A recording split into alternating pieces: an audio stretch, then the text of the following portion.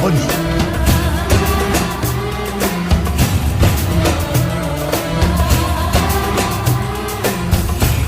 Arc-en-ciel info. Bonjour à toutes et bonjour à tous et bienvenue dans l'émission Arc-en-ciel sur Radio Pluriel.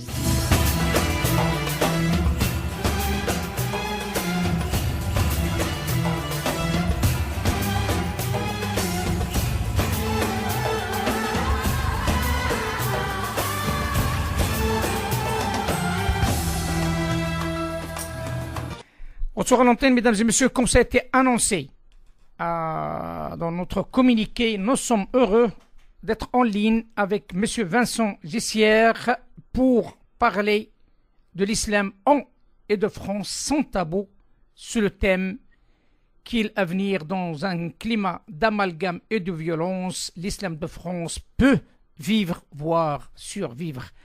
M. Vincent Gissière, bonjour. Bonjour. Bonjour et bienvenue dans l'émission Arc-en-ciel sur Radio Pluriel, une émission dédiée aussi à ce dossier de l'islam de France et nous sommes en train de le décrypter d'une manière transversale, le plus large possible et nous sommes heureux d'avoir parmi nous un sociologue et un politologue détaché de l'Institut de recherche d'études sur le monde arabe et musulman, Erimam, d'Aix-en-Provence. Il est chargé de recherche au CNRS depuis le 1er octobre 1999.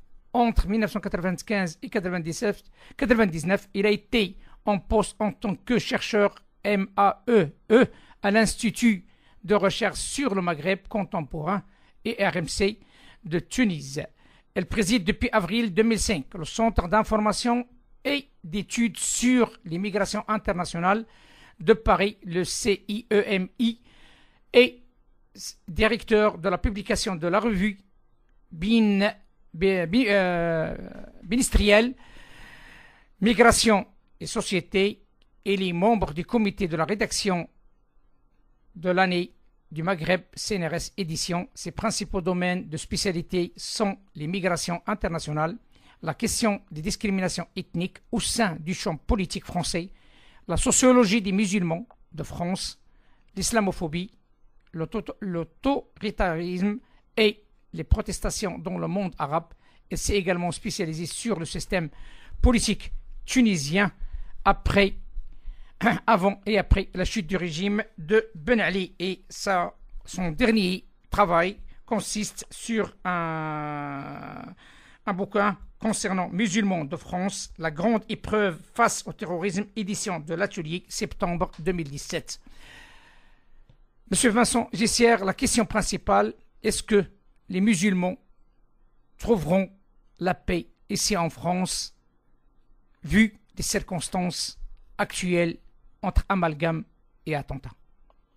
Ce que nous montrons un peu dans notre ouvrage, donc Musulmans de France, la grande épreuve, c'est que les musulmans ne sont pas simplement des acteurs passifs, ce sont aussi des acteurs actifs, excusez-moi le pléonasme.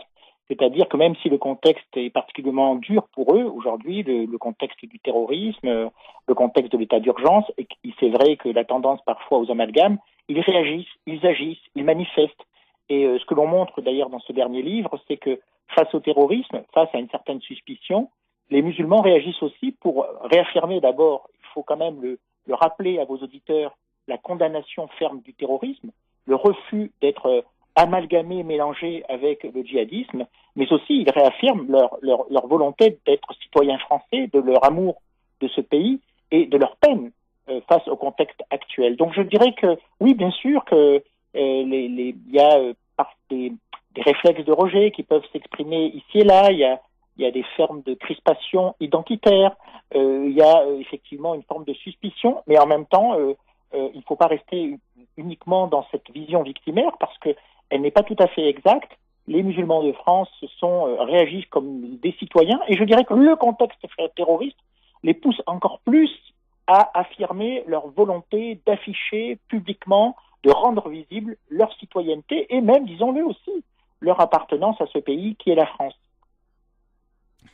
La question qui se pose, M. Gissière, c'est que tout simplement un grand nombre d'intellectuels français, donc ça on le voit et on le voit sur les plateaux télé, il y a une campagne médiatique qui est quand même qui laisse pas les musulmans en paix. On mélange un petit peu musulmans et maghrébins. On mélange un délinquant avec un terroriste. Et M. Lambda, le musulman M. Lambda, qui se trouve coupable et victime dans cette affaire, ne trouve pas la voie. Oui, mais d'abord, il faut le dire, les citoyens français de religion et culture musulmane, ça fait pas la première épreuve qu'ils ont subie. Ça fait maintenant depuis... alors, on peut dire que même historiquement, il y a eu plusieurs épreuves, mais même récemment, depuis ce qu'on a appelé le 11 septembre aux États-Unis, puis après les différentes lois qui ont pu être votées relatives aux signes religieux, les débats sur le halal, le débat sur le voile, le débat sur la montée du communautarisme musulman. Bon, tous ces débats font que les musulmans, certes, vivent une sorte d'épreuve permanente. C'est vrai aussi des éditorialistes, des intellectuels qui dans les journaux, dans les médias audiovisuels, font des charges qui visent à l'amalgame, qui visent à confondre islam, terrorisme, djihadisme, etc. Mais en même temps, ce que l'on voit aussi, et c'est peut-être ce qu'il faut dire, c'est que de plus en plus de ces musulmans ordinaires ne se laissent pas faire, voyez. Et quand je dis se laissent pas faire, c'est pas qu'ils développent des réflexes communautaires, c'est qu'ils développent aussi des réflexes citoyens. Lorsqu'aujourd'hui un jeune Français de culture et de religion musulmane est confronté à un acte ou une parole d'amalgame, il réagit. Et il réagit pas du tout de manière violente ou radicale, mais aussi avec les mots MOTS de la citoyenneté. Donc, j'ai envie de dire, attention de ne pas tomber peut-être dans cette vision qui consisterait à montrer qu'il y aurait d'un côté un bloc non musulman et de l'autre un bloc musulman.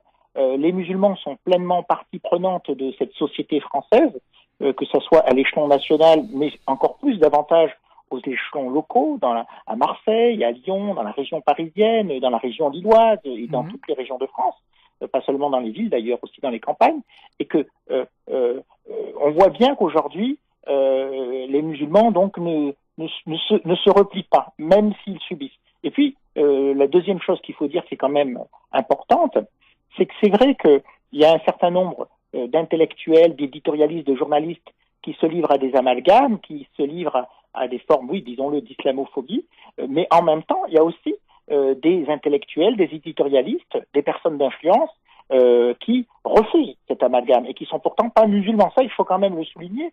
C'est que moi, j'ai vu, en tant qu'observateur, en tant que sociologue, en tant que politologue qui travaille sur ces questions-là depuis maintenant presque 20 ans, j'ai vu de plus en plus de Français qui ne sont pas forcément engagés religieusement dans l'islam, qui ne sont pas forcément même musulmans, qui pourtant, de plus en plus, réagissent en protestant contre ces formes d'amalgame, ces formes de suspicion qui peuvent se développer. Donc, il y a des intellectuels, des éditorialistes, des journalistes, des hommes et des femmes politiques qui jouent sur la peur de l'islam, mais il y a aussi des prises de conscience dans certains cercles intellectuels, médiatiques et politiques, de cette nécessité de lutter contre ce développement de la peur de l'islam, de la peur des musulmans, de la suspicion et des formes de discrimination liées à la religion réelle ou supposée à l'islam.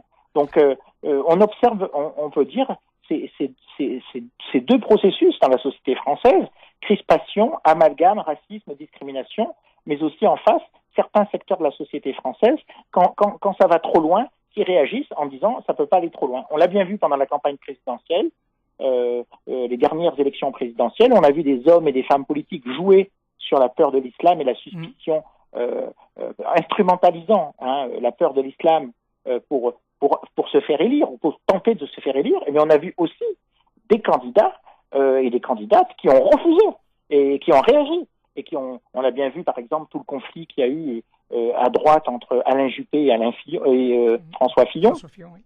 Donc, on l'a vu aussi à gauche. Certains candidats comme Manuel Valls, l'ancien Premier ministre, a tenté de jouer sur cette peur de l'islam. Alors, bien sûr, il n'a pas dit c'est l'islam. Il a dit oui, mais c'est le communautarisme dans les quartiers populaires, l'islamisme, etc. Et je vous rappelle qu'il n'a pas, non seulement il a perdu la primaire de la gauche, mais qu'il n'a encore, bien sûr, il a été encore moins élu président de la République.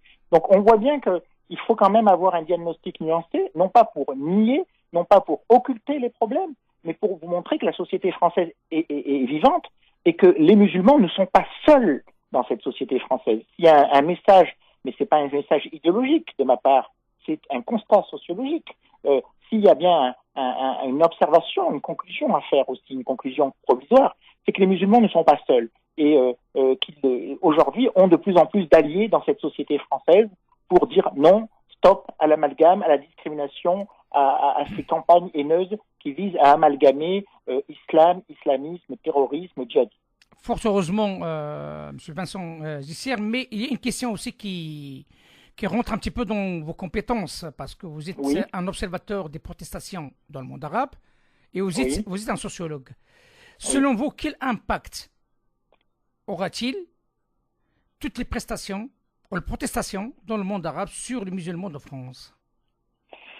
Alors, il faut dire que d'abord, si on veut répondre à partir de résultats d'enquête et d'observation, donc à partir d'une position scientifique, c'est qu'effectivement, d'abord les musulmans, comme la plupart, entre guillemets, les musulmans de France, comme la plupart des acteurs de la société française, se sont sentis concernés par ce qui s'est passé, surtout dans des pays comme la Tunisie. Bon, parce que c'est la Tunisie, mais aussi le Maroc, bon, mais essentiellement par la Tunisie, un peu moins par l'Égypte, même si ça les a concernés, bon, parce que c'est des pays dans lesquels il y a beaucoup de Français d'origine tunisienne, marocaine, algérienne. Deuxièmement, parce que beaucoup de Français ont des racines dans ces pays-là. Hein. Il ne faut pas oublier qu'il y a beaucoup de Français qui ont des racines familiales, culturelles ou religieuses dans ces pays-là. Et puis, c'est des pays où ils circulent souvent. Donc, effectivement, l'impact qu'il y a eu chez les musulmans de France, c'est un immense espoir.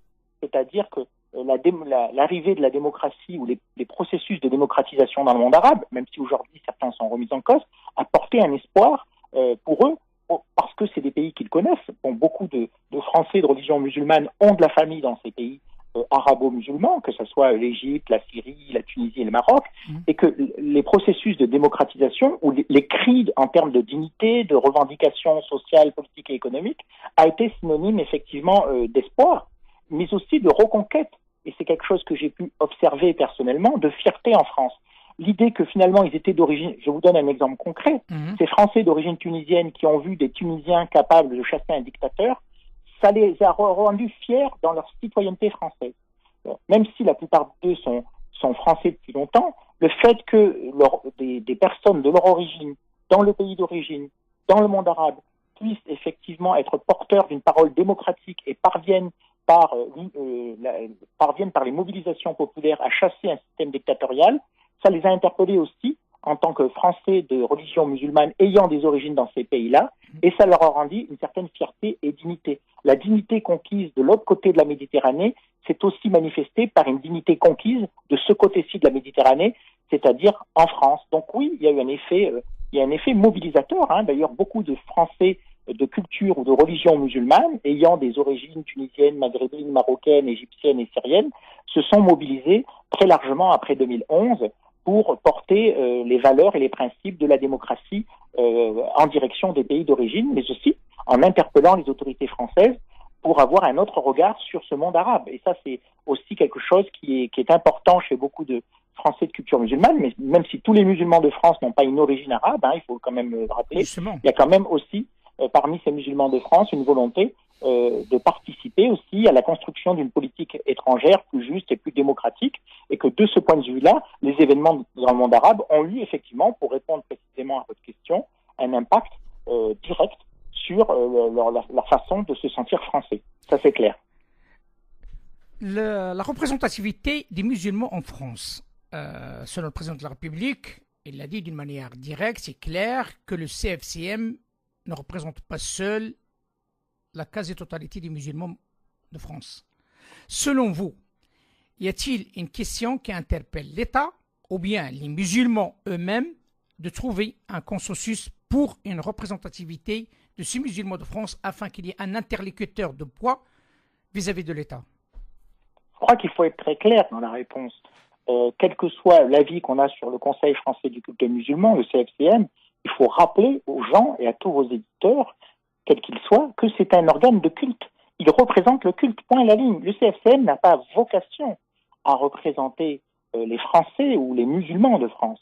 Il a vocation à représenter les associations cultuelles, c'est-à-dire les associations gestionnaires de lieux de prière ou de mosquées. Donc, c'est une association d'une certaine manière, le CFCM. Hein. C'est une sorte de fédération plurielle, diverse, qui aurait vocation. Donc déjà, pas de confusion que nous pouvons commettre et que commettent beaucoup de médias, mais aussi beaucoup d'hommes ou des femmes politiques qui pensent que le CFCM doit avoir un avis sur tout, sur la vie quotidienne des musulmans, sur la façon de s'habiller, sur la façon de prier. Bon, non. Le CFCM, c'est un organe cultuel, c'est un facilitateur relationnel des relations entre l'État, les collectivités locales et les associations gestionnaires de mosquées et de salles de prière. Voilà. Donc, ensuite, sur la représentativité des musulmans de France, deux niveaux de réponse ou deux registres de réponse.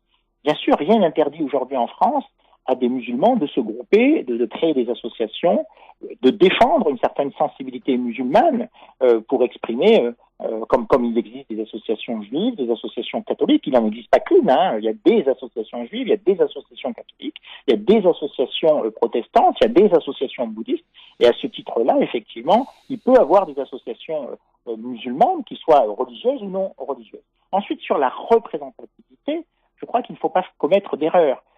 Sur la représentativité politique, sujet sur lequel j'ai beaucoup travaillé, puisqu'il y a 20 ans, j'ai consacré mon doctorat sur la question de la représentativité politique, et j'ai retravaillé d'ailleurs un peu après sur cette question, je crois que la démocratie française fonctionne essentiellement par des partis politiques, par l'élection, l'importance de l'élection, et que de ce point de vue-là, je dirais que l'intérêt des musulmans n'est pas tant de créer des entités musulmanes et communautaires spécifiques, mais plutôt de s'engager dans les partis politiques, de s'engager, de se faire élire, de participer aux campagnes, d'être candidat pour pouvoir exister. L'idée qu'on pourrait avoir une représentation communautaire musulmane qui pèserait, qui serait influente, une forme de lobby musulman, de mon point de vue, c'est pas qu'elle est condamnable sur le plan moral, c'est qu'elle est inefficace sur le plan social. Les musulmans seront d'autant plus influents dans leur citoyenneté française qu'ils seront présents dans les grands partis politiques, qu'ils seront présents, ou dans les grands et dans les plus petits partis politiques, qu'ils seront présents dans les grandes fédérations, dans les grandes associations, dans les grandes institutions de l'État, au Sénat, à l'Assemblée nationale, parmi les ministres. Donc là, il y a bien que... Alors, de ce point de vue-là, le diagnostic sociologique que l'on peut faire, c'est que il y a 20 ans, il y avait quasiment très peu d'élus français de culture ou de famille musulmane, et ceux qui étaient avaient plutôt tendance à oublier un peu leur religion, notamment en région lyonnaise. Dès 89, vous aviez 7 élus municipaux, entre guillemets, issus de familles maghrébines, algériennes, marocaines et tunisiennes. Aujourd'hui, c'est même plus 7 ou 8, c'est des centaines, des milliers d'élus locaux, que ça soit dans les municipalités. Mais en même temps, ce qui est nouveau, c'est que ces élus, c'est vrai que certains sont d'origine maghrébine, ils affirment leur foi musulmane, d'autres ne l'affirment pas, d'autres ne sont même pas musulmans, ils peuvent être des familles musulmanes, mais en tout cas, aujourd'hui, il n'y a plus de pudeur aussi à affirmer qu'ils peuvent être des élus d'un grand parti politique, le Parti socialiste, le Mouvement En Marche, les Républicains, et en même temps avoir la foi musulmane. Donc je crois que là, il y a quelque chose aussi de nouveau qui est en train de se produire, c'est que contrairement à ce que disent certains, la visibilité, la présence de Français, de culture et de religions musulmanes dans les partis politiques et les institutions a beaucoup progressé ces dernières années. Elle a beaucoup progressé, mais elle fait problème en ce sens qu'il y a souvent une suspicion. Voilà. C'est-à-dire que on voit par exemple un élu, on prend le cas de Najat Vallaud-Belkacem, elle ne se dit pas musulmane, elle a été élue sur une base d'appartenance à son parti, et pourtant beaucoup d'hommes politiques l'ont soupçonné d'être une sorte de sous-marin de la communauté musulmane. Bon, voyez, on l'a bien vu. C'est vrai que ça continue à créer des crispations, des interrogations, des suspicions. Et jusqu'à quand, selon vous, jusqu'à quand ça va continuer cet amalgame, j'ose dire, moi? C'est une question que vous dites, je suis pas devin. Je suis pas devin. En tout cas, ce qui est clair, c'est qu'on est plutôt dans une situation d'ambivalence permanente. Une fois des musulmans de plus en plus influents, pas forcément en tant que musulmans d'ailleurs. Quand je dis qu'il y a des musulmans de plus en plus dans des postes d'influence en France, c'est pas pour dire, pour conforter, comme le fait une partie des intellectuels que vous critiquiez tout à l'heure, pour conforter l'idée d'un lobby musulman. D'un côté, vous avez de plus en plus de musulmans dans les institutions de pouvoir, mais de l'autre, il y a aussi de plus en plus de crispation. Donc on est dans une phase de crispation. Le moment terroriste que nous vivons d'état d'urgence est une de ces phases de crispation. C'est pour ça que nous parlons de grandes épreuves. Mais en même temps, je pense que de ces épreuves, et l'épreuve terroriste en est une, sortira des choses très positives. Moi, je pense que... Alors, jusqu'à quand, je ne peux pas donner de date. Mais en tout cas, il ne faut pas être pessimiste. Qui aurait pensé qu'il y a encore 10 ans qu'on pourrait être élu adjoint au maire d'une grande ville et en même temps aller prier à la mosquée. Il y a quelques années, on aurait dit, t'es adjoint ou tu vas prier à la mosquée, tu choisis entre les deux. Aujourd'hui, c'est quand même possible.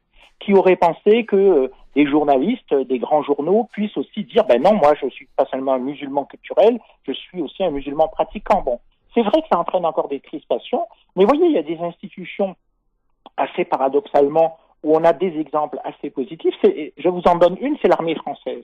L'armée française est une institution qu'on pourrait justement dire très crispée, très fermée, qui est souvent une institution où on a beaucoup d'enfants de militaires, donc plutôt de reproduction sociale. Mais dans cette institution, le fait religieux musulman depuis 20 ans n'a cessé, je dis pas de progresser, mais n'a cessé quelque part de se faire une place. Il y a maintenant des aumôniers musulmans, il y a maintenant 38 à 40 aumôniers musulmans dans les armées françaises. Il y a même des aménagements prévus pour les soldats musulmans, sous-officiers ou officiers qui veulent pratiquer leur culte. Il y a aujourd'hui même un discours plutôt apaisant sur la question de l'islam dans les armées, notamment de voir que les militaires musulmans ne refusent pas d'aller combattre, y compris dans les pays musulmans, contrairement à ce que dit l'extrême droite, et que surtout les soldats musulmans se comportent comme n'importe quel soldat français, y compris sur des théâtres d'opération entre guillemets en terre d'islam. Donc tout ça montre que ce qu'on appelait la menace d'un lobby musulman n'existe pas, et que les musulmans n'ont pas envie de se recroqueviller sur eux-mêmes, de se replier et de créer une contre-société musulmane ou d'une société musulmane à part. Au contraire, partout où ils sont, les musulmans ont envie de témoigner de leur foi, de leurs valeurs et de la faire participer au pot commun qu'est la citoyenneté et la société française. Bien sûr, cela entraîne des crispations, cela entraîne des phénomènes de rejet, cela entraîne aussi parfois des phénomènes d'incompréhension sincère. Par exemple, il y a des gens qui ne sont pas forcément islamophobes, mais qui ne comprennent pas qu'on puisse être, par exemple, élu et aller à la mosquée. Il y avait l'idée que voilà, ça c'est encore une incompréhension. Bien sûr, mais juste pour une confirmation de ce que vous venez de citer, parce que là, il y avait avant vous, presque au mois de juillet, le début du mois de juillet, j'ai interviewé un homme du domaine, donc un homme le général François Chevancé, qui était mon invité là, donc, dans cette émission, et on a parlé de cette question-là des musulmans dans le corps de l'armée. Et ce que vous êtes en train de dire, il l'a confirmé lui-même avec cette notion comme quoi l'armée, le problème ne s'oppose pas à l'armée. Donc, il y a des problèmes, ne s'oppose pas. Il y a des problèmes, mais l'institution militaire, bon, c'est un exemple, je ne veux pas que parler de l'armée. Il y a des problèmes, mais l'institution militaire jusqu'à présent a bien admis le fait musulman, ce qui n'est pas le cas de toutes les institutions, bien sûr, françaises. Exactement. Une toute dernière question, si vous le permettez. Oui, je vous en prie. Elle me reste 2-3 minutes avec vous. Et ça, toujours en relation avec le CFCM. Que représente pour vous, et je pense certainement ça va toucher, que le nouveau président turc représente une minorité, M. Ogra, est à la tête de CFCM? Alors, oui, je pouvais répéter votre question, excusez-moi, parce que j'ai compris. Le nouveau président du CFCM, M. Ogra, Ahmed Ogra. Oui. C'est un nouveau président du CFCM qui a pris la place de M. Kubesh. D'accord? Oui. Elle est issue d'une minorité par rapport aux autres, c'est-à-dire par rapport aux Marocains, Algériens et Tunisiens. Cette notion qu'il y a un président issu d'une minorité qui représente l'institution du CFCM, a-t-il un message fort dédié à l'ensemble des musulmans? En tout cas, ce qui paraît important, c'est que le CFCM soit animé, que ce soit à l'échelon national, le Conseil français du culte musulman, au régional, les conseils régionaux du culte musulman, par des musulmans qui connaissent d'abord leur communauté, qui connaissent le fonctionnement des lieux de culte, et qui soient aussi insérés pleinement dans cette société française. Ce monsieur, effectivement, Ahmed Ogras, est un Français d'origine turque. Après, il y a toute une polémique sur le fait qu'il peut être lié au parti de l'AKP, etc. En tout cas, ce qui est important, c'est que les musulmans eux-mêmes puissent faire le choix, les musulmans pratiquants engagés dans les mosquées, de leur instance représentative. Ce n'est pas aux sociologues, aux politologues ou aux politiques de dicter le choix des musulmans. Je dirais que c'est les mosquées et les pratiquants, puisque le CFCM, c'est un organe de culte. En tout cas, le fait qu'aujourd'hui un Français d'origine turque, sans parler précisément de la trajectoire du nouveau président, c'est plutôt positif. Et puis c'est un message fort, en tout cas qu'on montre que cette religion musulmane en France, c'est une religion qui n'est pas simplement le fait maghrébine, arabe, mais qui est aussi diverse. Ça, c'est important de le dire. Et qui est aussi de français. D'ailleurs, ce qui fait le point commun entre tous les acteurs, c'est de plus en plus le fait de vivre dans ce pays, d'avoir la nationalité française et de diverses origines. Vous avez aussi la montée de plus en plus de Français on les appelle les convertis entre guillemets, mais de Français musulmans qui ne sont pas de famille musulmane, bretons, normandes, catholiques, etc. Donc oui, c'est important qu'il y ait une diversité des figures à la tête du CFCM, mais c'est surtout important que le CFCM soit un organe autonome vis-à-vis de l'État français et vis-à-vis de tous les États, je dirais, de tous les États. Qu'il ait des relations avec l'État français, c'est normal. Qu'il ait des relations avec les États, c'est normal. Qu'il ait une diplomatie, c'est normal. Mais il ne doit pas dépendre de ces États. L'élection du CFCM dépend des musulmans de France, de ceux qui sont dans les mosquées de France, et ne doit pas dépendre ni de l'État français, ni des autres États. C'est une association, c'est une fédération indépendante, et plus elle sera indépendante, mieux elle représentera les lieux de prière et les mosquées au sein du CFCM. Si j'ai bien compris votre dernière phrase, M. Gisser, cela laisse supposer que le CFCM subit des pressions d'autres États. Non, c'est pas qu'il subit des pressions, c'est qu'il est constitutivement lié au pays d'origine, parce que les grandes fédérations musulmanes de France sont liées au pays d'origine. Mais quand je dis au pays d'origine, c'est pas pour les diaboliser. C'est pas pour diaboliser l'Algérie, c'est pas pour diaboliser la Tunisie, c'est pas pour diaboliser le Maroc. C'est pour dire qu'il faut savoir ce que l'on veut. Est-ce qu'on veut aujourd'hui, le gros problème du CFCM, c'est quoi? C'est que les jeunes n'y sont pas. C'est-à-dire que les jeunes qui ont maintenant 20 ans et 30 ans, qui animent les associations musulmanes, sont absents du CFCM. Combien de jeunes, combien de femmes dans le Conseil français du culte musulman? Quasiment aucun. Et c'est ça l'échec du CFCM. C'est pas le fait d'être lié au pays d'origine, ça finira par être dépassé. Mais ça veut dire qu'il n'y a pas de renouvellement générationnel. Un CFCM qui est avec des gens qui ont plus de 60, 70 ans, ce n'est pas vraiment un CFCM dynamique, et il faut espérer que ces jeunes musulmans de France qui animent les associations, les mosquées, les salles de prière, les fédérations musulmanes, trouvent pleinement leur place au sein du Conseil français du culte musulman. Monsieur Vincent Gisser, sociologue et politologue, son dernier ouvrage Musulmans de France, la grande épreuve face au terrorisme, édition de l'Atelier, septembre 2017. Merci infiniment de cet éclairage. C'est moi qui vous remercie. Bon après-midi. Merci à vous, monsieur. Merci. Au revoir. Au revoir, monsieur. Au revoir.